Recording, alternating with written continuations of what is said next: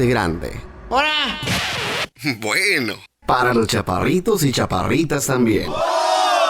Escúchalo a todo volumen, pero mucha atención, que su alto contenido de verdad puede incomodar a quien esté a tu alrededor.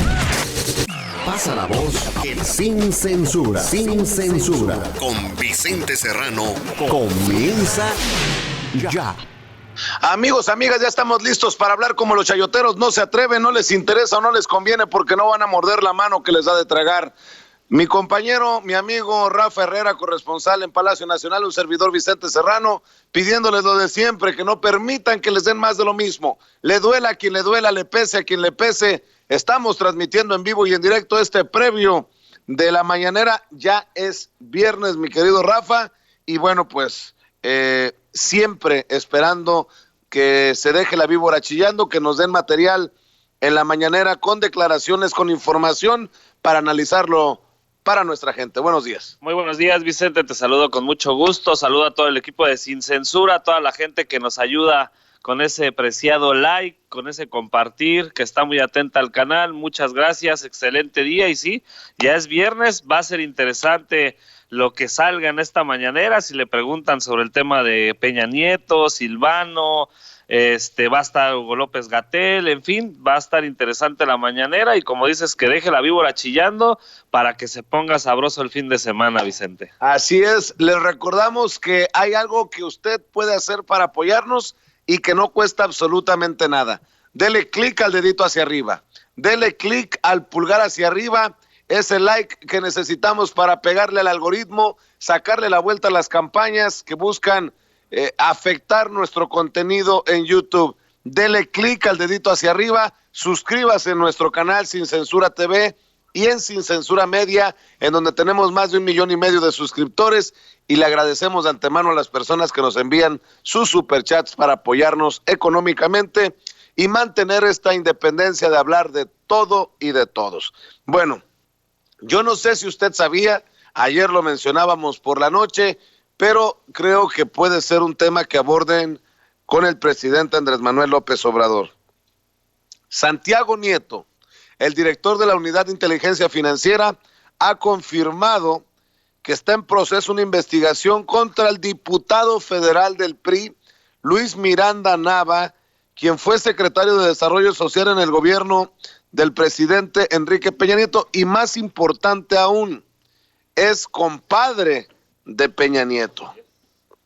Y esto llega después de que el periódico El Universal señalara que el presidente había girado la orden para investigar las cuentas y los movimientos de Peña Nieto, la gaviota y de su círculo más cercano. Bueno, en el círculo íntimo se encuentra Luis Miranda, quien fuera subsecretario de Gobernación cuando Miguel Ángel Osorio Chong fue secretario de Gobernación con Peña Nieto y terminó siendo secretario de Desarrollo Social. Pero la amistad y la colaboración de Luis Miranda vienen con Peña Nieto desde el Estado de México. Creo que deben de preguntarle al presidente, aunque las mañaneras han estado enfocadas mucho a la estrategia contra el coronavirus, creo que puede ser un buen tema que aborde el presidente, porque ha dicho que no va a ser tapadera de nadie, cero tolerancia a la corrupción. Así es, Vicente, va a ser interesante si le preguntan sobre este tema de interesante y que muchos mexicanos estábamos esperando que ya se investigara a los puercos poderosos del círculo vicioso de Enrique Peña Nieto, esos Golden Boys que pues sabemos que están bien zurrados, vamos a decirle así, por tanta corrupción, tanto lo que hicieron en ese sexenio infernal de Enrique Peña Nieto, y sería interesante que le pregunten el punto de vista, qué información tiene el presidente para saber cuál es la información que nos da. Creo que este es un tema que va a empezar a escalar con diferentes funcionarios, porque pues hasta llegar a Peña Nieto y ya verlo sentado en el banquillo de los acusados, que aunque ahorita anda desaparecido, a lo mejor ya le llegó el pitazo y por eso no ha dado señales de vida, ¿no? Así es. Hace unos días platicábamos con la secretaria de la Función Pública, Irmeréndira Sandoval. Hoy se da a conocer que la Secretaría de la Función Pública informó que desde el inicio del gobierno de la 4T y hasta la fecha, y creo que fue una pregunta que le hicimos, si se estaba investigando a funcionarios públicos en plena crisis. Desde el inicio del gobierno de la 4T y hasta la fecha, se han impuesto cerca de 4,700 sanciones a servidores públicos y se ha deshabilitado a 1,400 servidores públicos. O sea que andan con la espada desenvainada. Y lo que falta, Vicente, porque creo que ese elefante reumático en muchos funcionarios públicos, que aparte de hacer corrupción, que no están haciendo nada, que no están realmente acelerando lo que sería esta cuarta transformación, pues qué bueno que están sancionando, qué bueno que están retirando del cargo y qué bueno que también lo hagan en esta, que ahora sí que no le tiemble la mano con nadie, sea amigo, cuñado, sobrino, hermano, de quien sea, pues que a final de cuentas, si no está cumpliendo con sus obligaciones, si está cometiendo un acto de corrupción, pues que los quiten del cargo, y creo que este es un mejor ejemplo de Irma Aréndira Sandoval, que creo que está haciendo un excelente trabajo en la función pública. Vamos a ver qué nuevas sorpresas nos trae más adelante. Y precisamente, luego de que entrevistáramos a la secretaria de la Función Pública y nos hablara de fideicomisos que incluso tienen la mano de Marta Sagún, la esposa del expresidente Vicente Fox, la ex primera dama de México, la revista Contralínea revela que por décadas los gobiernos priistas y después los panistas recurrieron a los fideicomisos sin estructura para tener a la mano miles de millones de pesos en cajas chicas de uso discrecional que permitieron enriquecer a exfuncionarios corruptos y a sus amigos empresarios contratados sin ninguna supervisión, en donde la opacidad de dichos contratos radica en los secretos en el secreto fiduciario y bancario que dificultan, si no es que imposibilitan, la transparencia y la rendición de cuentas. Por ello, desde hace años la Auditoría Superior de la Federación había recomendado su extinción y que el gobierno de la 4T hizo realidad el pasado 2 de abril. Se sigue hablando del tema en otros medios y qué bueno, porque esto es algo importante. Hay que definir si ya se regresaron los dineros a la tesorería de la Federación, porque se cumplía el plazo el 15 de abril, que es día que entrevistamos a la secretaria de la Función Pública, Irma Aréndira Sandoval. Oye, Rafa, me mencionabas algo de la Secretaría de Gobernación. Parece ser que no habría sanciones contra el Diario de Chihuahua y el Diario de Juárez, a los que amagaron con sancionar luego de publicar aquella fotografía de cuerpos en bolsas, como si hubieran encontrado la situación en Juárez o en Chihuahua, y en realidad era una fotografía de Ecuador. Así es, Vicente, se echan para atrás, dando un paso hacia atrás. Entiendo que ayer el presidente Andrés Manuel López Obrador dijo en la conferencia mañanera que pues iba a haber libertad de expresión, que no iba a haber sanciones, y obviamente exhibe a estos periódicos de Chihuahua, pero creo en lo particular, y lo digo con mucho respeto, creo que si la Secretaría de Gobernación ya estaba dando un paso hacia adelante para castigar a medios de comunicación que están desinformando, que están generando fake news y que a su vez están creando un daño a los ciudadanos en esta crisis, creo que debía de haber una sanción. Creo que no era echarse para atrás, era seguir, porque una cosa es lo que diga el presidente y otra cosa es lo que diga la Secretaría de Gobernación. Creo que aquí, lo digo con todo respeto, se equivocan. Debería de haber una sanción para medios de comunicación que están cometiendo fake news y que tanto daño le están haciendo a la nación. ¿Por qué? Porque siguen generando alarman a la ciudadanía, y esto genera estrés, y este estrés puede generar. ¿Qué fue lo que pasó ayer con un medio local de Michoacán? Que iban a quemar hasta un hospital. O sea, este tipo de cosas se tienen que sancionar. No se está violando la libertad de expresión. Creo que se debe de sancionar quien cometa y que difunde fake news. Eso es lo que yo creo que se debería de hacer, porque no es posible que sigamos generando fake news. Bueno, la vamos en general, que se estén generando fake news y que no hay una sanción. precisamente por el coronavirus. Rosario Robles, extitular de las Secretarías de Desarrollo Social, la Sedesol, y de Desarrollo Agrario, Territorial y Urbano, la SEDATU, en tiempos de Peña Nieto, así como la directora del colegio Enrique Rebsamen, Mónica Villegas, fueron reubicadas de área en el penal de Santa Marta, Acatitla, debido, le decía, a las medidas de emergencia ante el COVID-19. La subsecretaria del Sistema Penitenciario de la Ciudad de México precisó que no fueron llevadas al área de población general, sino a una zona donde se protege su seguridad y salud. Ambas están ahora en el dormitorio B de medidas cautelares, donde hay otras mujeres bajo proceso, como es el caso de ellas. Bueno, para protegerlas, dicen, del coronavirus. Detienen labores trabajadores de 6 maquiladoras en Chihuahua. Te digo que las maquiladoras no han parado la producción y se están tomando medidas extremas.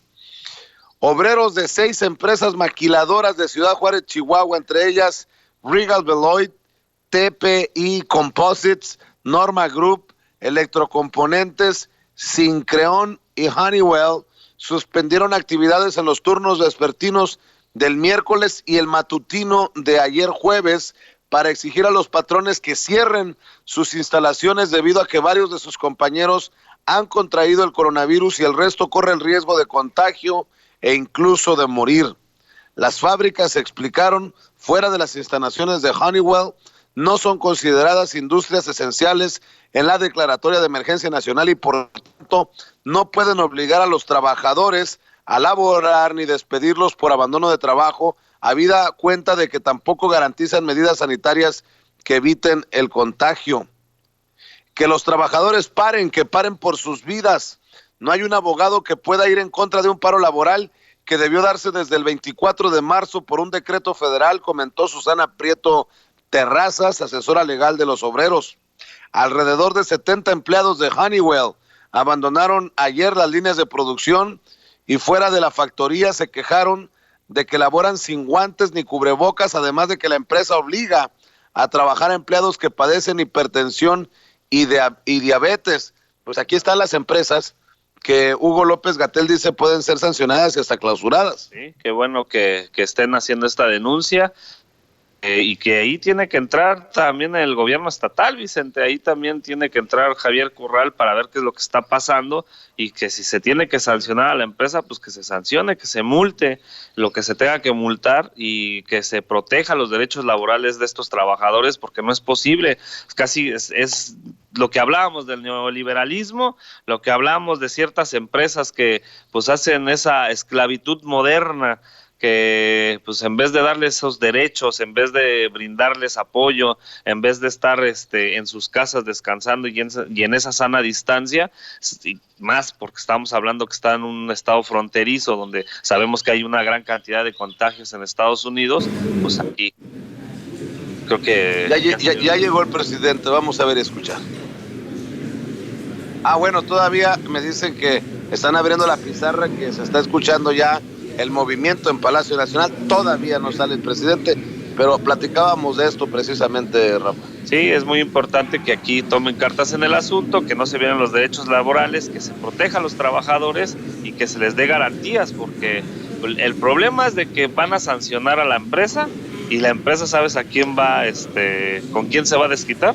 Los trabajadores. Ese es el meollo del asunto y ese círculo vicioso que a veces digo, híjole, y de esas de ganas de impotencia de querer ayudar, pero que realmente pues estas empresas no les cabe en la cabeza, son deshumanas, vamos. Inhumanas. Oye, hablabas de este tema de Michoacán y lo compartimos con ustedes. Amenazan con quemar a pacientes con COVID-19 y una clínica en Michoacán. Trabajadores de la clínica del IMSS en Los Reyes, Michoacán, amenazaron a quemar a los pacientes con coronavirus en la clínica. Esto luego de que ese grupo de empleados se malinformara por un medio local, de acuerdo con el instituto. El medio de comunicación dio a conocer que la clínica sería reconvertida para atender a pacientes con el virus, lo cual fue desmentido más tarde por el IMSS a los trabajadores, para que vean la gravedad de la desinformación, la gravedad de compartir datos que no son verificados. Esto es ya raya hasta en lo criminal. Yo no sé todavía de qué medio local se trate, pero esto es no tener madre. Imagínate una tragedia de grandes magnitudes por la desinformación provocada por un medio local. No, pues está cabrón. Las actividades regresaron a la normalidad luego de una junta entre el personal de la clínica con los directivos de la delegación del instituto en ese estado. Pero todo porque este medio de comunicación dio a conocer información falsa, fake news. Lamentable lo que está pasando con estos medios de comunicación locales, que amarillistas por vender y no tener ética profesional, y pues no se están dando cuenta que pueden generar una tragedia, que puede pasar algo a mayores, y que pues esto pudo haber sido muy lamentable y que estaríamos dando una nota todavía peor de lo que estamos hablando, porque pues es una irresponsabilidad de estos medios y de la gente también, porque también hay que decirlo, Vicente, no se deben de dejar llevar única y exclusivamente por los medios locales. Deben de indagar más, tienen que hacer su tarea, tienen que involucrarse más. Yo sé que a lo mejor se pueden ir con la finta, pero debe de haber más investigación, deben de involucrarse más la gente también, porque sabemos que no todos entran a redes sociales, muchos pues leen el periódico y solamente ven la televisión, me queda totalmente claro, pero creo que hay que replicar y hacerle llegar a la gente que no se deje llevar única y exclusivamente por lo que diga un solo medio, sino que investigue. Lo decía Jesús López Almejo, hay que ver todos los fondos, todos los lados. Ahora sí ya salió el presidente.